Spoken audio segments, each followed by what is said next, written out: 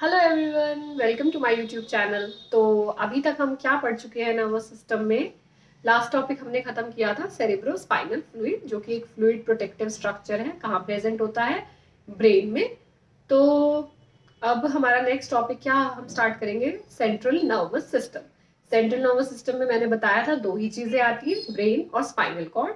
तो इसकी एनाटॉमी और फिजियोलॉजी हमारा नेक्स्ट टॉपिक है। पर एनाटॉमी और फिजियोलॉजी में घुसने से पहले मैं आपको एक छोटा सा टॉपिक बताना चाहूंगी, सर्कल ऑफ विलिस या फिर सर्कुलस आर्टेरियोसिस के बारे में, जिससे कि हमें थोड़ा आइडिया हो सके कि ब्रेन में जो आर्टेरियल सप्लाई है वो कहाँ से हो रही है। वैसे इसमें एग्जाम पॉइंट ऑफ व्यू से इसमें आर्टरीज के नाम काफी इंपॉर्टेंट है, एमसीक्यूज में नाम आ सकते हैं। तो आज का टॉपिक स्टार्ट करते हैं। पहले circle of Willis.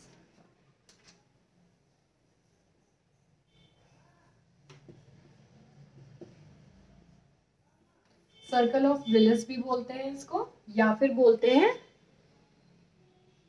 Circle arteriosus, सर्कुलस सर्कुलस arteriosus, दोनों इसी के ही नाम है। तो सर्कल ऑफ विलिस है क्या, बेसिकली एक एनास्टमोसिस है, किसका, इंटरनल कैरोटिड आर्टरी का और वर्टिब्रो बेसिलर सिस्टम का। अब ये क्या है इंटरनल कैरोटिड आर्टरीज और ये वर्टिब्रो बेसिलर सिस्टम क्या है आर्टरीज का, इसके बारे में हम बात करेंगे। एनास्टमोसिस का मतलब क्या होता है, जुड़े हुए होना। एनास्टमोसिस मतलब एक स्ट्रक्चर दूसरे स्ट्रक्चर से जुड़ा हुआ है। अब ये इसकी इंपॉर्टेंस क्या है, इसकी इंपॉर्टेंस ये है कि अगर किसी भी आर्टरी में कोई प्रॉब्लम आ जाए तो एक ऑल्टरनेट मेथड रहे सर्कुलेशन के लिए, ब्रेन के लिए, एकदम से ब्रेन की जो ब्लड सप्लाई है वो कट ऑफ ना हो जाए, इस्टीमिया से प्रिवेंट करने के लिए। तो इसका ये इंपॉर्टेंस है। अभी हम इसको डायग्राम से समझते हैं कि ये सर्कल ऑफ विलिस है क्या। ये एक पॉलीगन शेप में होता है। अभी मैं बताती हूँ कि कौन कौन सी आर्टरीज कहाँ कहाँ पर है। तो जैसे कि मैंने बोला, एक हेक्सागोन हम ड्रॉ करेंगे पहले, इसकी वो देखने के लिए, पोजीशन, आर्टरीज की पोजीशन देखने के लिए, इसको थोड़ा सिंप्लीफाई करने के लिए। ये है एक हेक्सागोन, ठीक है।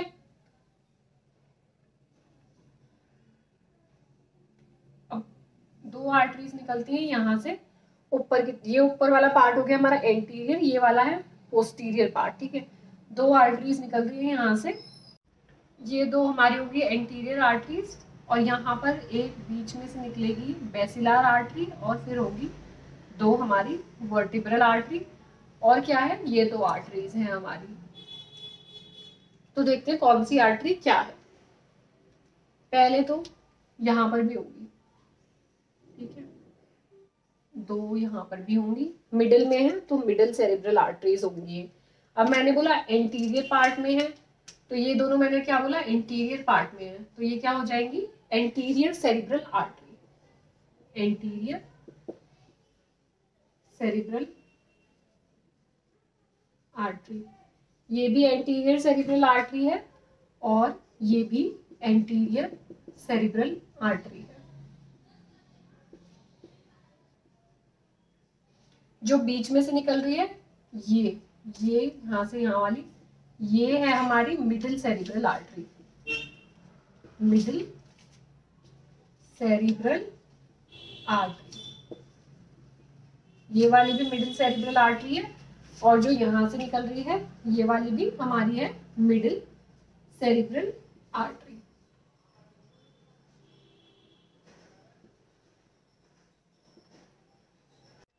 ये तो एंटीरियर साइड की हमारी हो गई एंटीरियर सेरिब्रल आर्टरी, बीच में आ रही थी तो बोल दिया मीडियल सेरिब्रल आर्टरी। अब पोस्टीरियर वाली कौन सी होती है, ये यहां से यहां तक जो है, और ये जो यहां से यहां तक है, ये कौन सी है हमारी, पोस्टीरियर सेरिब्रल आर्टरी, ये वाली भी और इधर वाली भी। तो ये हो गई हमारी पोस्टीरियर सेरिब्रल आर्टरी।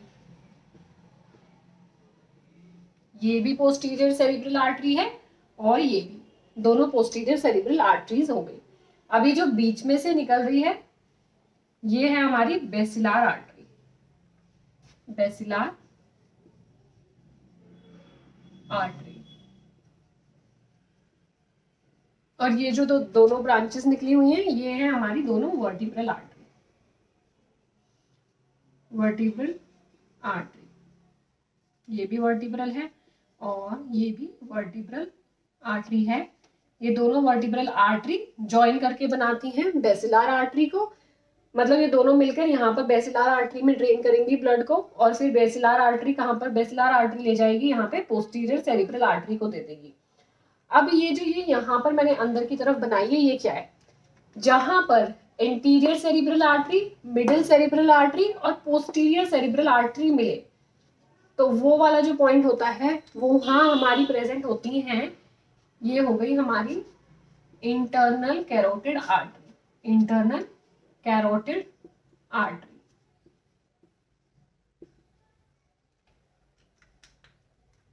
ये इंटरनल कैरोटिड आर्टरी। अब इसमें दो चीजें और हैं जो ऑल्टरनेट, मैंने बोला ना ऑल्टरनेट मेथड होना चाहिए। किसके लिए होना चाहिए, अगर कोई ब्लॉकेज हो जाए तो एक ऑल्टरनेट होना चाहिए।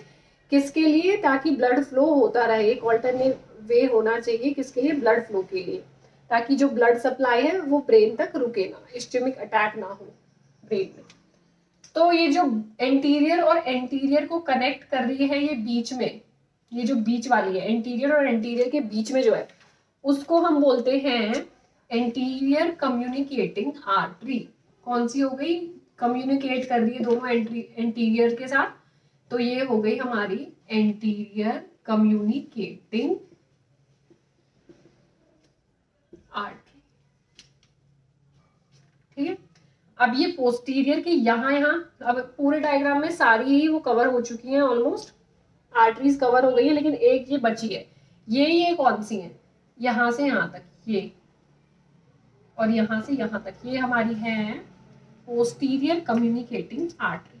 तो ये हमारी हो गई posterior communicating artery.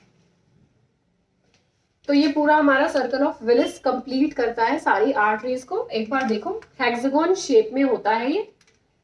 Anterior part में दो एंटीरियर सेरिब्रल आर्टरी होती है, जो दोनों एंटीरियर सेरिब्रल आर्टरी को कम्युनिकेट करती है ब्लड, वो हो गई एंटीरियर कम्युनिकेटिंग आर्टरी। बीच में होती है मिडिल सेरिब्रल आर्टरी दोनों साइड, और यहाँ पर होती है पोस्ट कम्युनिकेटिंग आर्टरीज, और नीचे की तरफ है बेसिलार। बेसिलार में है दो ब्रांचेस वर्टिब्रल आर्टरी की। बेसिकली यहाँ से होता है, ये दोनों वर्टिब्रल आर्टरी ले जाती है ब्लड बेसिलार आर्टरी में, बेसिलार से पोस्ट कम्युनिकेटिंग, ऐसे जाता है ये ब्लड फ्लो।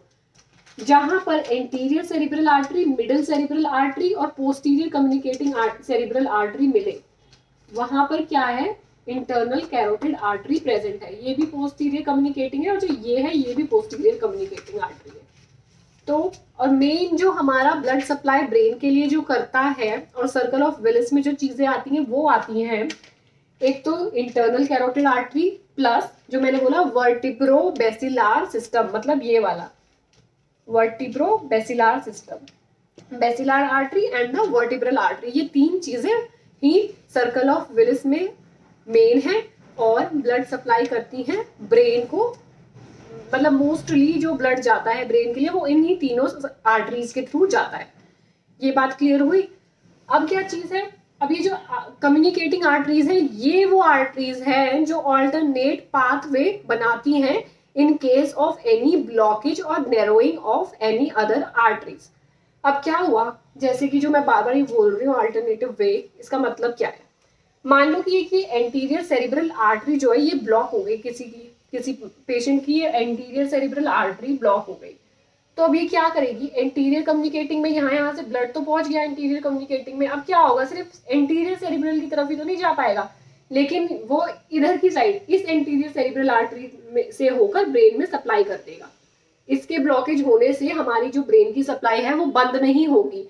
ये कम्युनिकेटिंग आर्टरीज क्या करेंगी, इधर ले जाएंगी एंटीरियर सेरिब्रल आर्टरी में और ब्लड सप्लाई कर देंगी ब्रेन को।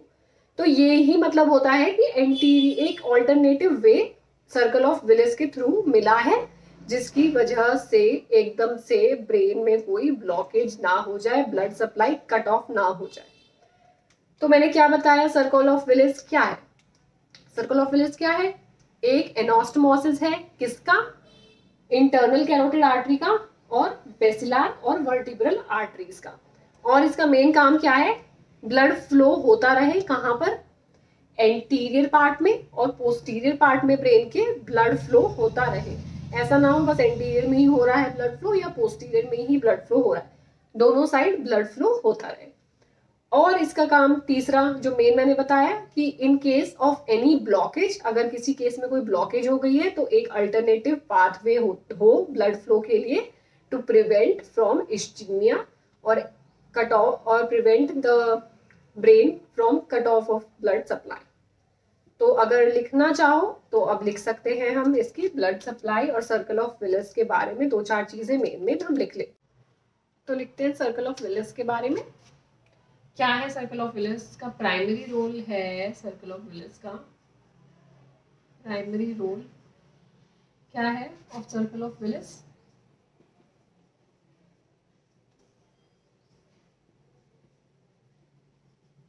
क्या है? To provide anastomosis. एनास्टोमोसिस मतलब जुड़े हुए होती है। ये जो यहाँ दिख रही है तो ये ऐसे बंद नहीं होती है, यहाँ से खुली हुई होती है। ऐसा नहीं है कि ये बंद होगी, यहाँ का फ्लो यहाँ ज्यादा है जा रहा है ना, तो खुली हुई है, बंद होगी तो फ्लो ऑब्स्ट्रक्ट हो जाएगा ना। एनास्टोमोसिस किसका? जैसे कि मैंने बताया मेन सप्लाई जिससे होती है internal carotid arteries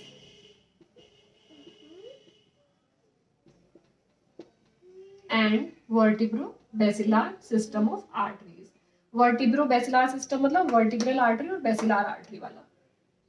vertebro-basilar system of arteries. दूसरा क्या है?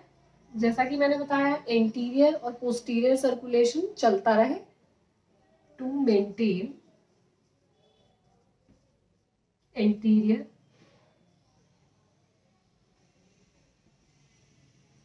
And posterior circulation.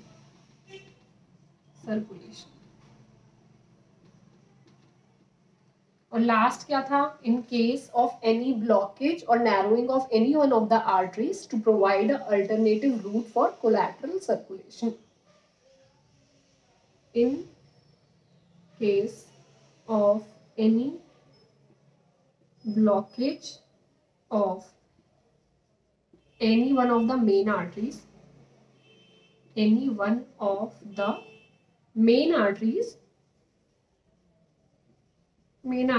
to provide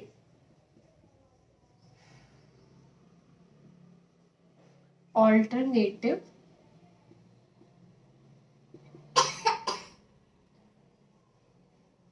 route for collateral circulation. किस लिए? To prevent from ischemia.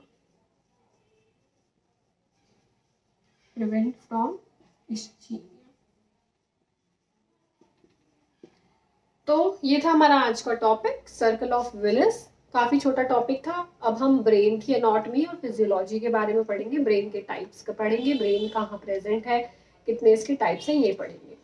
तो आई होप सर्कल ऑफ विलिस आपको समझ आया होगा। हमने क्या देखा? सर्कल ऑफ विलिस में कितनी आर्टरीज होती हैं, हेक्सागोन के शेप में है और चारों तरफ ही 6 साइडेड में आर्टरीज है।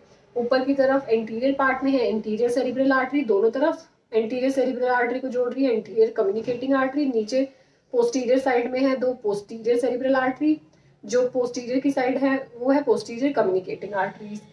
अब क्या है? यहाँ पर है बेसिलर आर्टरी और यहाँ नीचे है 2 वर्टिब्रल आर्टरीज।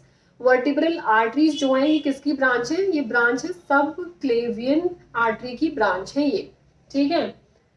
अब ये यहाँ पर है बीच में इंटरनल कैरोटिड आर्टरीज और बाहर की साइड ये है मिडिल सेरिब्रल आर्टरी।